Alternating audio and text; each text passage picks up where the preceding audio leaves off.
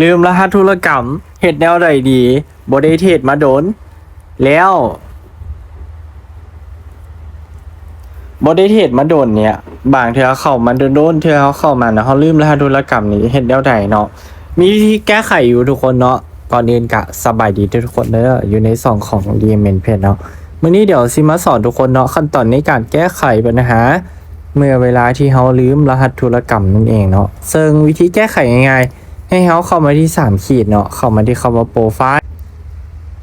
หลังจากที่เราเข้ามาแล้วเนาะเราเลื่อนลงมาแถวทั้งลุ่มสุดเนาะเราจะเห็นรหัสธุรกรรมหรือว่าฟันพาสเวิร์ดนั่นเองกรณีที่เขาจะปิดเนาะเขาสามารถแจ้งปิดได้เนาะแล้วก็เขาสามารถเปิดใหม่อีกทีนึงได้เนาะซึ่งมีขั้นตอนง่ายๆอันนี้เลยทุกคนเนี่ยเขาเลื่อนลงมาแล้วก็เขาก็กดที่นี่เนาะกดไปเลยมันจะให้เขาใส่มี3อันเนาะรหัสผ่าน XR Trade เนาะแล้วก็อันนี้เป็นรหัสที่มันจะส่งไปทางอีเมลเฮาเนาะแล้วก็อันตัวนี้ก็คือ 2FA ของเฮานั่นเองเนาะก็ให้ทุกคนป้อนเลยเนาะเดี๋ยวค่อยจะโอเคเนาะป้อนรหัสแล้วเนาะวันนี้ให้เขากด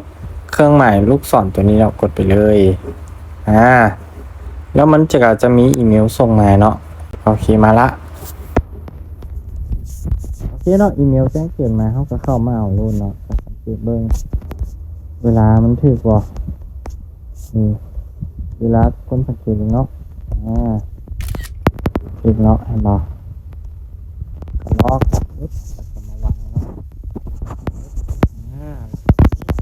เอาใส่ของเอง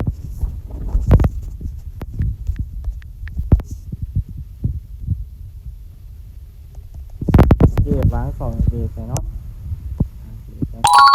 โอเคสำเร็จแล้วเนาะการปิดพอปิดรหัสแล้วเนาะวันนี้เขาก็ทำการเปิดใหม่เนาะทุกคนเนาะเขาลืมวันนี้เขาก็ทำการเปิดใหม่ซึ่งเวลาเปิดนี้เขาจะใส่ตัวนี้เนาะรหัสผ่าน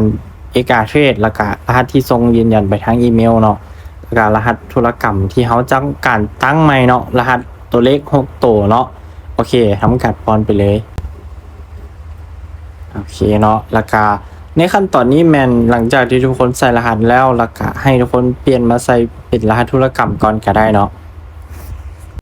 แล้วก็กดรหัสตัวนี้เนาะกดลูกศรตัวนี้ไปเนาะให้มันส่งรหัสยืนยันมาทางอีเมลเฮาเนาะ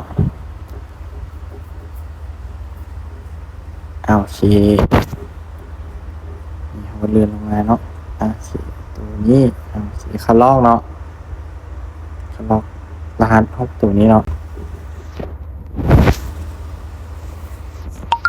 โอเคเนาะชื่อว่าเปิดสำเร็จแล้วเนาะจะบ่สามารถถอนเงินได้ทันทีเด้อทุกคนเด้อเขาต้องรอท่าประมาณ1 มื้อเนาะ24 ชั่วโมงเนาะราคาเขาจังสามารถถอนเงินได้เนาะวิธีการปิดรหัสธุรกรรมแล้วก็เปิดใหม่มีแต่เท่านี้เนาะสำหรับขั้นตอนมันก็บ่ได้ยุ่งยากหลายเนาะ